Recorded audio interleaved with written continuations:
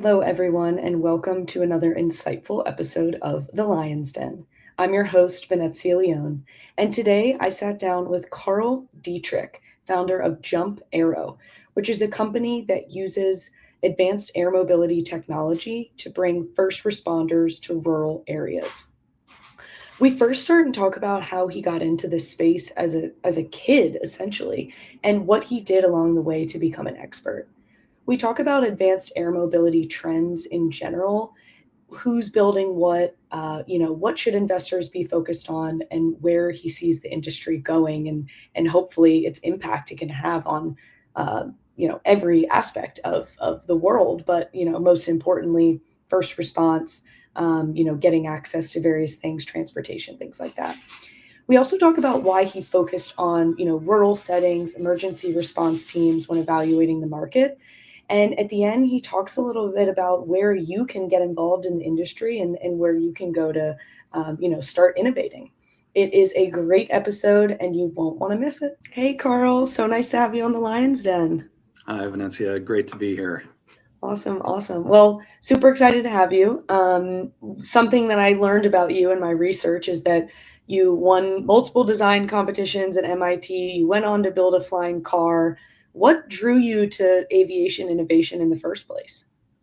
So I've been an aviation buff since I was a kid, right? I saw Top Gun when I was growing up and thought, oh man, this is like the coolest thing. I got to figure out how to like get involved in this. And I was always into building things. So I was like, oh, I want to build the airplanes. And so I started saving up for my pilot's license when I was about 8 years old because I knew it would help me be a better designer of airplanes if I also knew how to fly them. So I got my pilot's license in high school and I worked as an assistant to the mechanic at the local airfield to just get my hands dirty and start learning everything that I could about aviation and airplanes. And went off to MIT to study aerospace engineering and just really loved being there and having the opportunities that were afforded me at that institution. And it was really an eye-opening experience to be with all of these other amazing people from all around the world that were all equally as excited in this relatively esoteric field of aerospace. So it's been quite a ride. Yeah, that no pun intended. Yeah.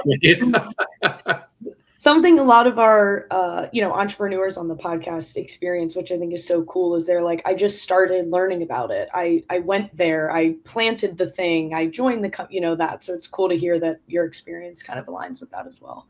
So I want to talk about Jump Aero for the most of the podcast, but let's take a look back at Terra Fugia, which was your first company. What did you learn? Like maybe give a little bit of an overview, and then maybe what were some of the biggest lessons you learned about innovating and actually building a company in this space? Yeah, totally. So coming out of MIT, we started Terra Fugia to try to address the biggest problems in general aviation, the weather sensitivity of general aviation, the lack of ground mobility at most of the little airports around the country. This was pre-Uber days, to date myself a little bit, but and the high costs of learning how to fly, and then the ongoing costs of like, oh, you got to rent a hangar, blah blah blah at the airport. Mm-hmm. So we set out to do this, and back in 2004, we actually incorporated the company a couple years later in 2006, and the goal was to make the first practical flying car. And over the course of the better part of a decade, we did that. We made the first vehicle that could convert between a car and an airplane in 30 seconds with the push of a button. The wings just kind of like popped out and locked into place, and you get out and do your pre-flight, and then you take off like a normal general aviation airplane. And wow. And so the tech worked, right? But it wound up costing a whole lot more than we anticipated when we started the company. And by the time we got to the point where we had a vehicle that met all the necessary regulatory requirements, it was like 3 times as expensive as what we originally thought we were going to be able to bring it to market. And when we dug into it, we realized, wow, there's not going to be a sizable enough market at the price point that we would have had to sell it at like $800,000 to $1 million in order to have any margin on it whatsoever.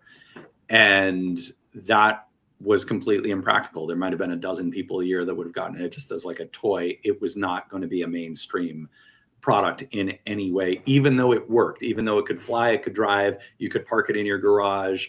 It met a lot of the quote unquote requirements of the flying car, except that people couldn't afford it. Right. And so that made me extremely sensitive to when you're doing something new and making a new type of technology product, at least in the complex manufactured goods world, you're not going to be able to estimate your costs really well at the conceptual design stage at the very beginning of the program. Mm-hmm. And so when we think about like when I left Terrafugia, and there's a whole story as to like we tried to like partner with a Chinese automotive company to leverage the Chinese automotive supply chain to drive down the cost of goods so that we would be able to like recover and get it out there. And the long story short is that didn't work. So when we finally realized that this was just not going to happen, it made me acutely sensitive to the needs of the marketplace and how difficult it is when you're doing something that really hasn't been done before to make a good estimate of how much it's going to cost. And so as I started to think about what I'm going to do next, the one thing that I was very confident of is I don't want to make that mistake again. I don't want to be doing something where, you know, it's a tight margin business or there's anything close to approximating a tight margin business. And so normally, like many software startups don't have to worry about that, right? Because software, it's infinitely scalable. But when you're talking about hardware, which was what I knew best, it's a lot harder to do that because you've got supply chains, you've got suppliers, you have vendors, you've got all sorts of, the labor that it takes to go in to make that product, to ship it out the door. So in many ways, it's kind of like an old school business that has a very rigid cost structure. And if you're off in any meaningful way, it's very unforgiving. The market is very unforgiving about that. So it's just absolutely critical that you get that right at the earliest stages of the program. Otherwise, the company's not going to succeed in the end. So I would say that was my biggest takeaway, and it set me up for Jump Aero. Yeah. It's interesting because like when you're entering into this new market, right? You want to be at the forefront, you want to innovate, but kind of taking the leap first puts you at a disadvantage because nobody's run the numbers before. Right. Yeah. There's no experience from which to draw. Like we did all the traditional, there are aerospace pricing guidelines, there are all these metrics that are heuristically developed of like, dollars per pound of, aerospace or aviation quality, general aviation market, commercial aviation, military aviation. They're all on different curves. So we knew all that stuff. We used it, but they were completely inapplicable to what we were doing. Yeah. Right. It didn't work at all. Right. So all of that kind of went out the window. And when you're doing something that is fundamentally new, there isn't any precedent. So you got to take your best guess. Bottom up, our best guess was way wrong. And so it was wrong enough that it caused the failure of the whole venture. So it was a very powerful learning experience for me because I had invested over a decade of my life in trying to build that company and arguably like made the technology work. Turns out that wasn't the hardest part of making a flying car. So it really all came down to the economics. Which is like truly unbelievable because you'd think if you can build a freaking flying car, and look, there are always a handful of people that will buy it, right? That would have bought it at $1 million or $5 million a pop or whatever. But that's not, you're still not going to get a meaningful return on investment for that. That's like a for show thing to show that you could do it, right? So we did it, but it wound up not being the best investment in the end. Yeah, and it sounds so simple, and it's like, well, why couldn't they get it right? Well, it's hard. It was really tough. Absolutely. Yeah. So before we dive into Jump Aero, because I have some questions about that, let's talk a little bit more broadly about advanced air mobility as kind of like the hype and there's a bunch of people who are doing different things. Where do you kind of see it? Where do you see people getting it wrong? Like, talk to me a little bit about maybe the industry as it stands today.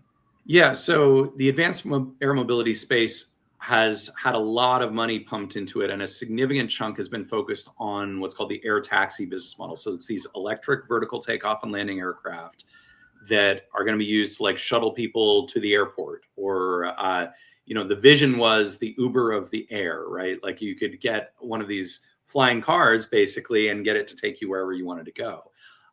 At Terrafugia, my previous company, we actually were developing some of those air taxi concepts towards the end of the program, and I started seeing the same hallmarks that I had seen in our original flying car project, which was that, ooh, wow, everything is costing a little bit more than we thought, and actually it's continuing to climb, and it just started setting up all these warning flags, because we started looking at the business models for our customers and how they were going to make money on it, and it made me realize that, okay, it's not quite going to be the Uber of the sky that is like the hype around the air taxi. It's not going to be possible to bring that cost in the near term with the technology that we have down on par with like getting an Uber Black on your phone or something like that. It's going to be quite a bit more expensive. That doesn't mean that there's no market for it. And in fact, it's still quite a sizable market. But the hype is a little bit overblown when it comes to this, the realization of the vision of the flying car or the air taxi. And when Terrafugia wrapped up, and we were seeing the writing on the wall for how the costs were sort of climbing very quickly in this electric air taxi space as well, we started looking at, well, how can we avoid this? What other use cases, what other really match what the technology is good at, and what value could we deliver to society that people may value even more highly than a faster ride to the airport, or something like that you might take an Uber for, an air taxi for today. And we wound up hitting upon this use of electric vertical takeoff and landing aircraft to help getting a paramedic or an EMT to the scene of an emergency to stabilize a patient. Life-saving use case. And it turns out there are 57 million Americans that live in rural areas where it takes quite a long time to get help if you call 911. That's a big problem, because if you have a cardiac arrest or a stroke or severe trauma, car crash, something like that, or just accidents that happen around the house, or allergic reactions, drug overdoses, things like this, where there's a ton of very time-critical emergencies where you just need to get a trained professional to the scene, and they can stabilize the patient, and it's easy, and then that buys hours. And then you've got hours to get the patient to the hospital and get the ER doctor to take care of them. But you need to get a professional to the scene as quickly as possible just to stabilize the patient, to get oxygen to the brain, stop the bleeding, treat the absolutely time-critical acute issue, and buy time. And once you do that just that act of buying time has incredible value. It's worth about $4 billion a year to the insurance industry. We actually wound up investing in some market research where we went out and we surveyed over 500 rural Americans. And it turns out they know that it's going to take a long time to get help if they call 911. And we described this potential service of like, what if we could get a superhero to your house or to your place of work or wherever you are in half the time of you calling 911 today? What would you be willing to pay to have that service be available to you? And so we were able to gather that data and collect the whole price elasticity curve for this market that doesn't exist today. And so that was really exciting, because that's what we kind of settled on, is this has the potential of being a $13 billion a year greenfield market opportunity. Nobody does this today. You don't use airplanes like this today because it takes helicopters 3 to 5 minutes to spool up, because they've got a big thermal engine that has to warm up. But an electric aircraft, you can switch it on and go to full power like that. Wow. The thing that limits how fast you can take off is the pilot. and how quickly they're ready to go, how quickly they're strapped in and on their way. So that was fantastic, because that meant there was really a revolutionary capability that is opened up by this technology, and a brand new market opportunity. Whereas there are air taxis out there today, there are helicopters that will take you to the airport, and there's a market for that, and it's all the numbers are out there. So you can say, well, if electric air taxis could cut down on that cost by 20%, you can make an estimate for how much more volume you'd have, et cetera, et cetera. And you can see, yeah, there's value there. But if that cost goes up a little bit and gets closer to helicopters, it gets on par with helicopters pretty quickly. Mm. Whereas this use case, you cannot do with a helicopter. You cannot do this with anything that exists today. So to me, as an engineer and an entrepreneur, I was like, this is what I'm looking for. This is the type of opportunity that gets me up and gets me jazzed about, doing the ridiculous things that you have to do when you're an entrepreneur. And that it's the opportunity to do something that's never been done before, create a brand new market, and deliver this life-saving value to society that doesn't exist today. Yeah. So, I mean, it's an honorable way to like use your ability to innovate in the space. So kudos to you, because you totally could have been like, I'm going to make, aircrafts for billionaires, right? So it's like awesome that you're channeling your energy in that way. So in my mind, as you were talking, I thought about a million different things. I thought about, how do you train the first responders to fly? Like, how do you know where the people are? What materials do you put on, right? Like in my mind, I'm just like thinking of all these things. So what has been some of your challenges to scale? What are you guys focused on? And maybe like, how have they changed over time from the beginning, where maybe your biggest challenge was tech, and then it turned into marketing, and then it turned into implementation? Like, kind of walk me through your experience as an entrepreneur.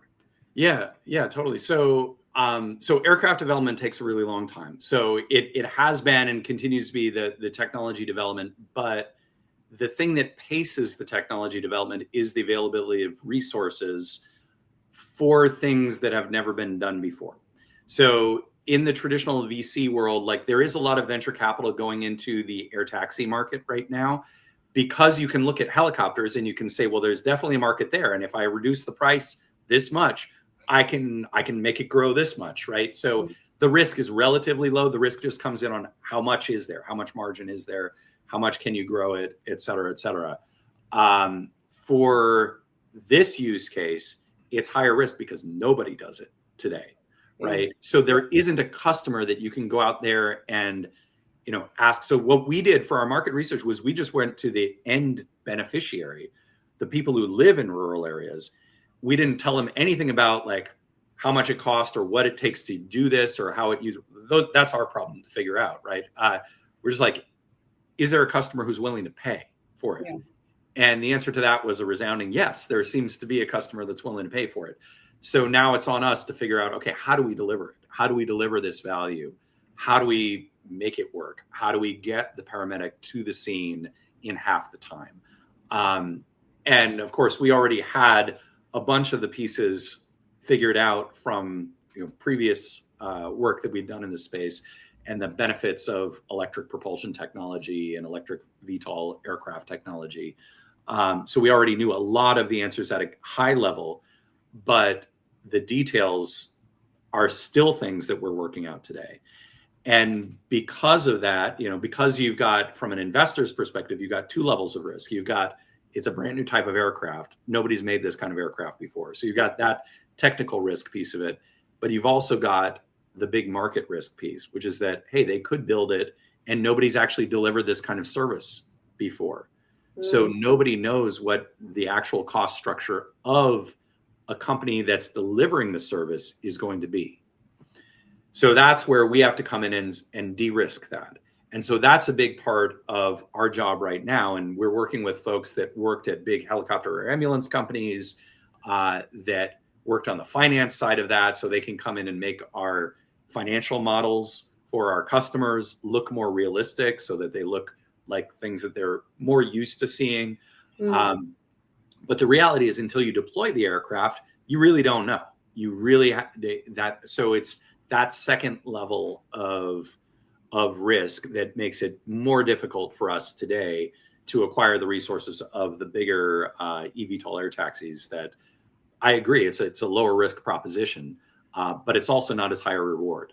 So we're kind of out in the higher risk, higher reward space than the most of the other folks in the advanced air mobility space. But like you said, it's a very motivational thing to be doing. It's something that everybody who works here is very passionate about, the opportunity not just to work on something that is cool from an engineering perspective, but feels like a good thing to be spending your time on. It feels like something, hey, this is going to help our neighbors that, live 10 miles out in the country here. So like it could actually save some of their lives. Like, so that's, it has that kind of feel good vibe to it, which helps a lot when, you're working through, oh, I don't have the money to pay for that thing that you want, or whatever it is. And we don't, fortunately, we've been, I shouldn't say that I'm coming across like we haven't been able to attract investment. We definitely have, but it certainly hasn't been on the par with what you're seeing going into the other air taxi companies. The other air taxi companies have raised billions of dollars. Yeah. For this venture. We're talking about single digit millions that have come in the door. Yeah. Well, over 10 now, but it's in that neighborhood. It's certainly not in the hundreds of millions or billions. And that becomes a limiter in terms of the rate at which we can mature the technology and get it out into the field.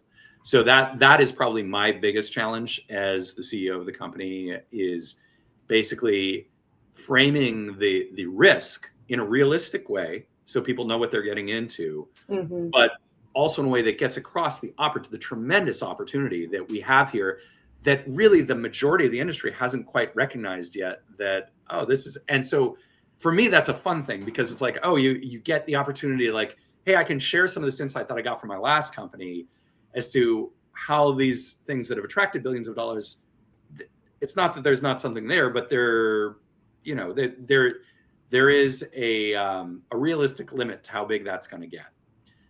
This is a greenfield.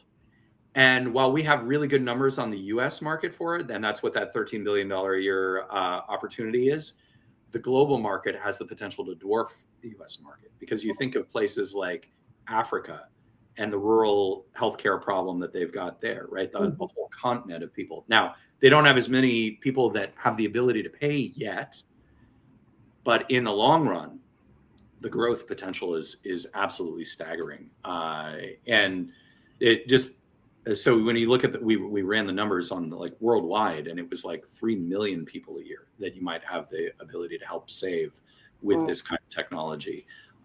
So it really was kind of like mind-boggling when you start to digest those kinds of figures.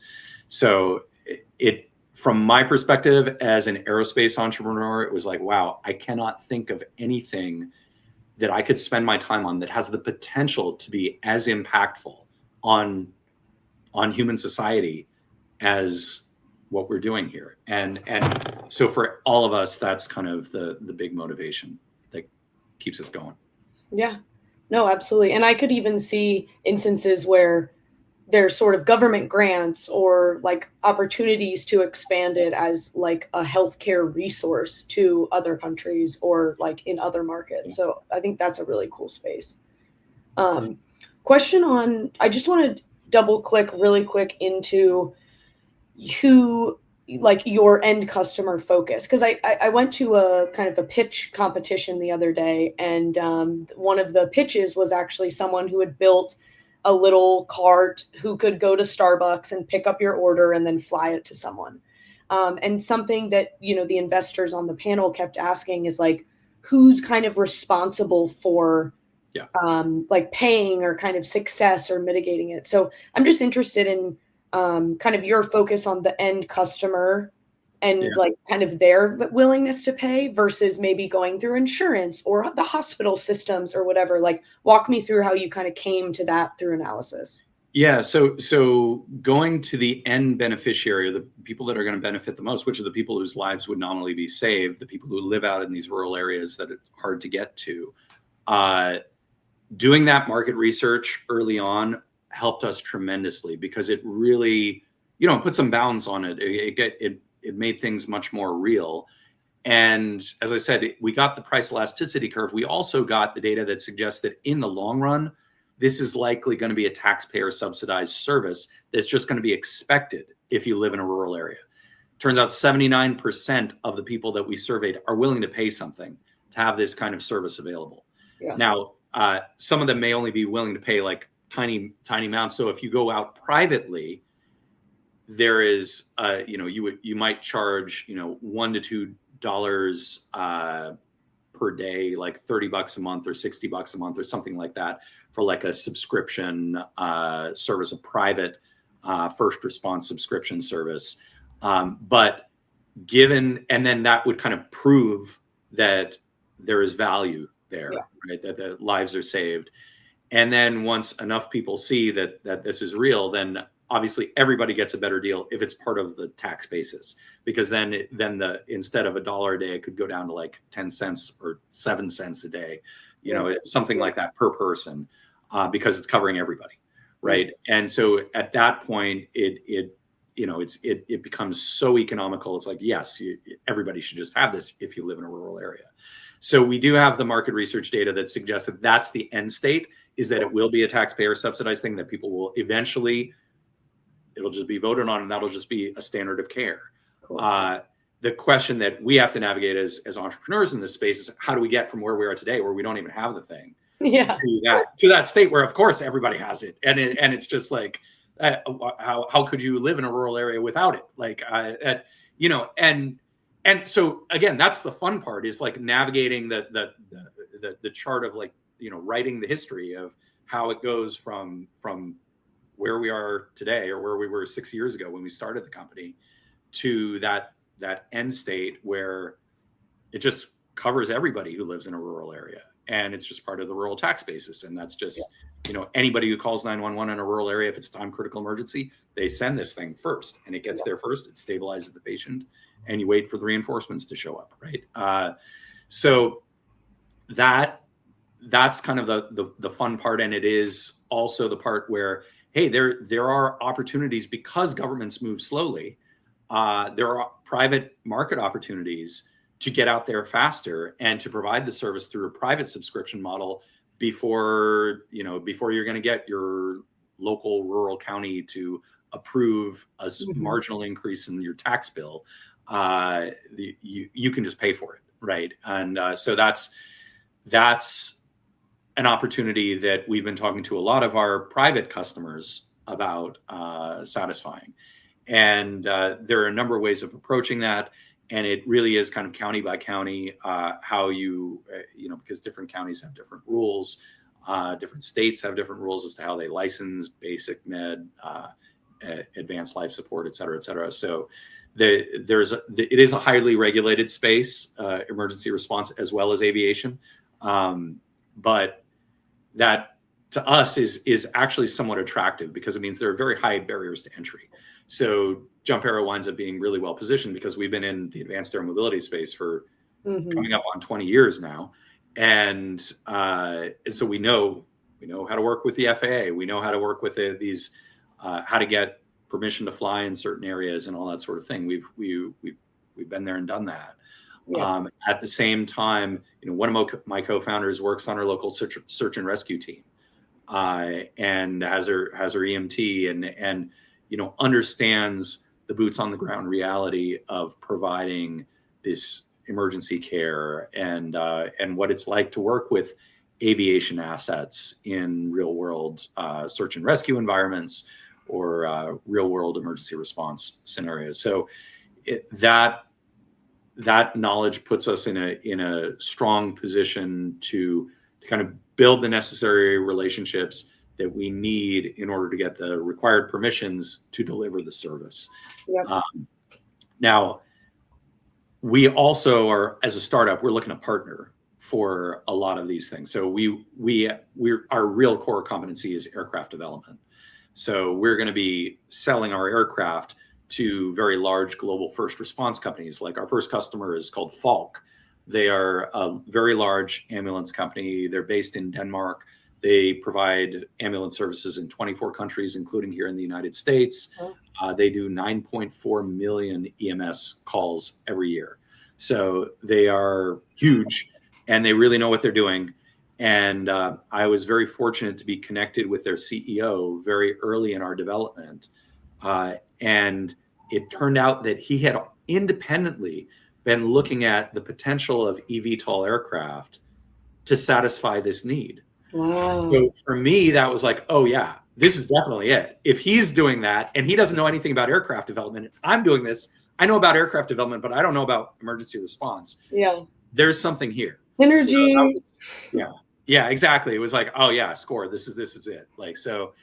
So that to me was a real validation. And so his team helped us really zero in on what the requirements should be for the aircraft, what sort of stuff do we need to carry, et cetera, et cetera. So that's been an instrumental partnership for us as we've matured. Yeah, absolutely. Because I imagine balancing regulatory and innovation and all those things is a challenge. So last question. If for young engineers or founders that are excited by advanced air mobility or getting into aerospace or stuff like that, where should they start, or what's a piece of advice that you have for them? Yeah, totally. So there is a lot of activity going on in the drone world right now, and the barriers to entry are pretty low.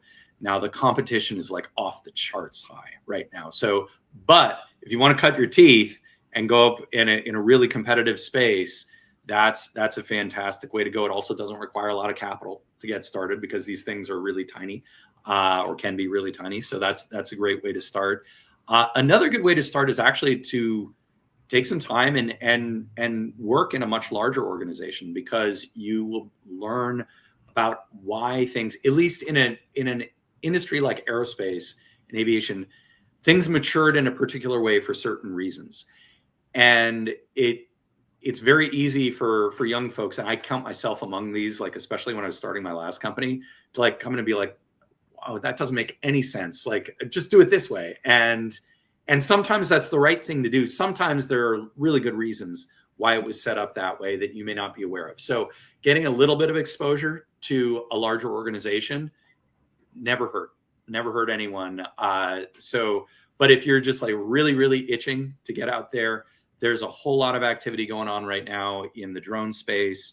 Like I said, competition is cutthroat, but it's fun, it's accessible, in a way that, like, if you're making manned aircraft like what we're doing, it's a lot harder. There's a much higher barrier to entry. You got to raise a lot more money. It takes a lot longer, et cetera, et cetera. But in the drone space, there's a lot of activity. That, and of course, application of anything AI related to things in aerospace. I mean, I hate to bring it up because, like, it seems like every single conversation I have, somebody says something about AI, but it's true. Like, and we are also, of course, like everybody, using it in different ways. But there really are fantastic applications for some of this, and it doesn't have to be what I call non-deterministic AI. It can be trained machine learning. It can be things that you train offline and then you lock it in, so it's potentially certifiable that way by the FAA, by other Mm, players that want a guaranteed output and things not to change, which is particularly important when you put people in the equation.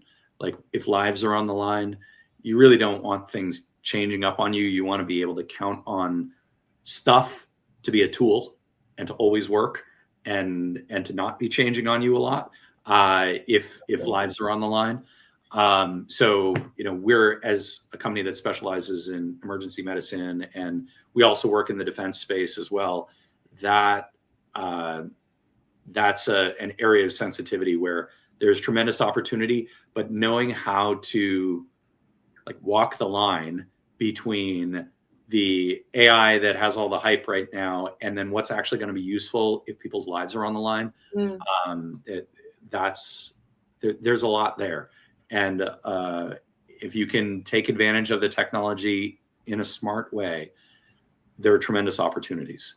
There are also lots of ways that you can just like go off into la la land. So but yeah, it's a really fun space to be in, and I yeah, I mean, especially with all of the change that we're seeing on the regulatory side of things as well, there's tremendous opportunities to bring new products to market.